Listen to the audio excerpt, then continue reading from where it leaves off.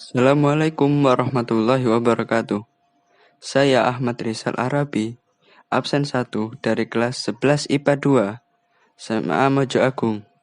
Di sini saya akan mempresentasikan sistem reproduksi manusia. Yang pertama, alat reproduksi pria. Terdiri dari testis. Testis berfungsi menghasilkan sperma dan hormon kelamin. Proses pembentukan sperma terjadi dalam tubulus seminiferus. Di antara tubulus seminiferus terdapat sel-sel Leydig penghasil hormon testosteron dan hormon androgen. Kedua, saluran reproduksi. 1. Epididymis, yakni saluran yang keluar dari kedua testis. Di sini sperma akan disimpan sementara dan dimatangkan. 2. Vas deferens, yakni saluran yang menjulang ke atas sebagai kelanjutan epididymis, tempat bergeraknya sperma menuju ke kantung semen atau vasikula seminalis. Ketiga, uretra, yakni saluran dalam penis yang berfungsi sebagai ekskresi urin dari kantung kemih dan sebagai saluran ejakulasi. 3. Kelenjar reproduksi. Yang pertama, kelenjar hipofisis anterior. Kelenjar ini menghasilkan hormon gonadotropin. Hormon ini merangsang hipofisis anterior untuk menghasilkan hormon LH atau luteinizing hormone dan hormon FSH, follicle stimulating hormone. Hormon LH menstimulasi sel-sel Leydig untuk mengekskresikan hormon testosteron yang berfungsi saat spermatogenesis. Pematangan sperma mencegah pengeroposan tulang dan pertumbuhan kelamin sekunder pada pria. Sedangkan hormon FSH berperan merangsang sel-sel Sertoli dalam tubulus seminiferus untuk mengubah sel-sel spermatid menjadi sperma saat terjadi spermatogenesis. Bagian kedua, kelenjar aksesoris yang terdiri dari A. Vasikula seminalis atau kantung mani yang menghasilkan cairan kental kuning-kuningan yang bersifat basah, mengandung mucus, enzim koagulasi, asam askorbat, prostaglandin, dan gula fruktosa. Bagian B. Kelenjar prostat, penghasil getah kelamin bersifat encer, mengandung enzim antikoagulan, penyuplai nutrisi, dan berasa agak asam. Bagian C. Kelenjar bulbouretralis atau kelenjar koper. Kecil jumlahnya sepasang. Hasil ekskresinya cairan bening menetralkan urin asam pada uretra, membawa sejumlah sperma bebas sebelum dikeluarkan dari tubuh. B. Alat reproduksi laki-laki bagian luar. 1. Penis. Penis adalah alat persetubuhan kopulasi sebagai alat untuk memindahkan cairan sperma ke alat reproduksi wanita. Secara struktural, penis tersusun atas 3 rongga berisi jaringan erektil berspons. 2 rongga terletak di tengah dinamakan corpus cavernosa. Corpus spogiosium berada di bawah corpus cavernosa dan terdapat saluran reproduksi yakni uretra. Di bagian ujung penis terdapat kepala penis, gland penis, yang tertutup oleh lipatan kulit preputium. Di dalam rongga penis, jaringan erektil berisi banyak pembuluh darah dan syaraf. Saat terjadi rangsangan seksual, rongga akan penuh terisi darah. Akibatnya penis mengembang dan menegang, yakni ereksi. Apabila rangsangan ini terus-menerus terjadi, sperma akan keluar melalui uretra atau ejakulasi. Jumlah sperma yang dikeluarkan sehingga sekitar 2 hingga 5 mm semen. 1 mm sama dengan 50-130 juta sperma. 2. Skrotum berupa kulit yang membungkus testis. Kulit ini cenderung mengendor saat suhu luar panas dan mengkerut saat suhu dingin. Oleh karena temperatur tubuh yang terlalu dingin tidak sesuai dengan perkembangan sperma. Skrotum yang berisi testis berada di luar tubuh. Testis 2 buah letaknya di kanan dan di kiri, dipisah oleh otot polos penyusun sekat skrotum, sehingga bias mengendur dan mengerut otot dartos. Terdapat pula yang bertindak sebagai pengatur kondisi suhu testis agar stabil, yakni otot Kremester. Spermatogenesis.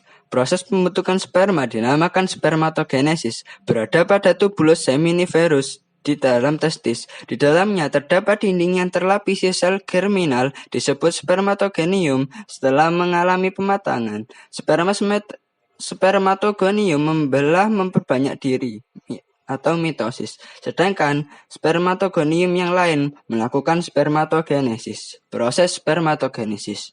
1. Pada fase awal spermatogenesis, spermatogonium bersifat diploid. Kedua, spermatogonium akan berubah menjadi spermatosit primer 2N secara mitosis. Ketiga, spermatosit primer membelah menjadi spermatosit sekunder atau meiosis 1. Jumlah spermatosit sekunder ada 2, sama besar dan bersifat haploid. N sama dengan 23 kromosom. 4. Melalui fase meiosis 2, spermatosit sekunder membelah diri menjadi 4 spermatid yang sama bentuk dan ukurannya. Selanjutnya, spermatid berkembang menjadi sperma matang yang bersifat haploid.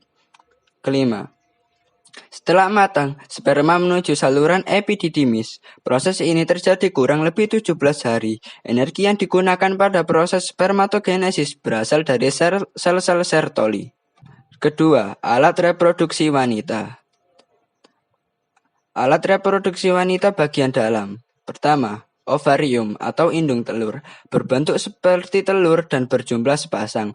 Ovarium terlindungi kapsul keras dan terdapat folikel-folikel. Setiap folikel mengandung satu sel telur, berfungsi memberikan makanan dan melindungi sel telur yang sedang berkembang hingga matang. Setelah sel telur matang, folikel akan mengeluarkannya dari ovarium yang disebut ovulasi. 2. Uterus atau rahim. Uterus adalah organ tebal dan berotot yang dapat mengembang selama masa kehamilan. Bentuknya seperti buah bir, berfungsi sebagai tempat dan perkembangan janin. 3. Vagina. Vagina merupakan saluran dengan dinding dalam berlipat dan memanjang dari leher rahim ke arah vulva sekitar 7-10 cm. Bagian luar vagina berupa selaput yang menghasilkan lendir dari kelenjar Bartolini. Vagina berfungsi sebagai saluran kelahiran yang dilalui bayi saat lahir, juga berfungsi sebagai tempat kopulasi. B. Saluran reproduksi. Saluran reproduksi wanita yang berfungsi sebagai jalur sel menuju uterus dinamakan saluran telur atau oviduk atau tuba fallopi. C. Alat reproduksi luar wanita. 1. Vulva bagian paling luar organ kelamin wanita yang bentuknya berupa celah. 2. Public bone, mons pubis, bagian atas dan terluar vulva yang tersusun atas jaringan lemak. 3. Bibit besar, labia mayora, lipatan yang jumlahnya sepasang di bawah mons pubis. 4. Bibir kecil atau labia minora, yakni bagian dalam labia mayora terdapat lipatan kelenjar tipis, tidak berlemak, dan berjumlah sepasang. 5. Klitoris adalah tunjuran kecil yang mengandung ujung-ujung syaraf perasa sehingga sangat sensitif. 6. Orifisium eretrae, yakni muara saluran kencing. 7. Selaput darah atau hymen, bagian yang mengelilingi tepi ujung vagina, yang berselaput mukosa dan mengandung banyak pembuluh darah. Proses pembentukan sel telur atau oogenesis. Sebelum sel telur terbentuk, di dalam ovarium terlebih dahulu terdapat sel indung telur atau ooganium yang bersifat diploid. Melalui pembelahan mitosis, ooganium menggandakan diri membentuk oosit primer. Menginjak masa pubertas, oosit primer melanjutkan fase pembelahan meiosis 1. Pada masa ini, oosit primer membelah menjadi 2 sel yang bersifat berbeda ukuran dan masing-masing bersifat haploid. Pada fase berikutnya, oosit sekunder akan melanjutkan pada fase meiosis 2. Fase ini dilakukan apabila ada fertilisasi. Apabila tidak terjadi fertilisasi, oosit akan mengalami degenerasi. Namun bila ada fertilisasi, oosit sekunder membelah menjadi 2 sel, yakni yang satu berukuran besar dan yang satu lebih kecil. Secara bersamaan, badan kutub primer membelah menjadi 2. Oleh karenanya, fase meiosis 2 menghasilkan 1 ootit dan 3 bagian kutub sekunder. Kemudian 1 ootit yang dihasilkan tersebut berkembang menjadi sel telur yang matang. Sementara bagian kutub hancur atau polosit. Siklus menstruasi. Siklus ini berlangsung sekitar 28 hari pada setiap bulan. Siklus menstruasi ada 4 fase, yakni fase menstruasi, fase provulasi, fase ovulasi, dan fase pasca ovulasi. Fertilisasi. Fertilisasi merupakan proses terjadinya pembuahan sel telur oleh sperma yang ditandai dengan bergabungnya inti kedua sel kelamin tersebut, berlangsung di dalam oviduk. Sebelum terjadi fertilisasi, terjadi dahulu proses kopulasi. Sperma yang bercampur air mani masuk ke dalam saluran reproduksi wanita. Terjadinya bayi anak kembar, yakni ada 2, kembar fraternal atau dizigotik dan kembar identik atau monogotik. Gestasi atau kehamilan. Kehamilan terjadi apabila implantasi blastosit dapat dilakukan dengan sukses pada manusia berlangsung sekitar 266 hari. Persalinan. Persalinan atau kelahiran terjadi akibat serangkaian kontraksi uterus yang kuat dan berirama. Proses terjadinya yakni A. Pembukaan atau pemipihan serviks. Pembukaan atau pemipihan serviks. B. Dilatasi sempurna. C. Ekspulsi atau pengeluaran bayi. D. Keluarnya bayi yang berplasenta. Hormon yang berperan dalam proses kelahiran bayi yakni A. Relaksin, B. Estrogen, C. Prostaglandin, D. Oksitosin. 3. Gangguan dan kelainan dan penyakit pada sistem reproduksi. Gangguan pada sistem reproduksi wanita. 1. Gangguan menstruasi. Gangguan menstruasi dibagi menjadi 2, yakni A. Amenore primer, B. Amenore sekunder. 2. Kanker genitalia. 3. AIDS. 4. Kanker serviks. 5. Kanker ovarium. 6. Kanker endometrium. 7. Infeksi vagina. Gangguan pada sistem reproduksi pria. 1. Hipogonadisme. 2. Kriptokodisme.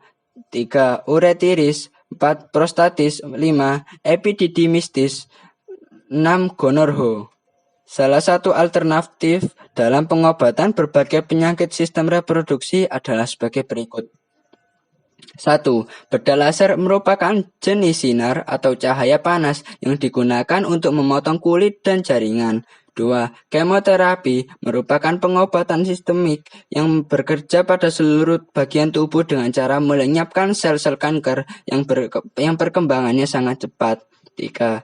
Teknologi yang digunakan untuk mengobati penyakit gonorrhea dengan antibiotik melalui suntikan. 4. Teknologi yang digunakan untuk mengobati kanker serviks. Pembedahan untuk mengangkat rahim biasanya digunakan untuk mengobati tahap awal kanker serviks. 5. Radioterapi adalah salah satu metode pengobatan menggunakan sinar radiasi untuk membunuh sel-sel kanker. Sekian yang dapat saya sampaikan. Terima kasih. Saya Ahmad Rizal Arabi. Pamit undur diri. Wabillahi taufik wal hidayah. Wassalamualaikum warahmatullahi wabarakatuh.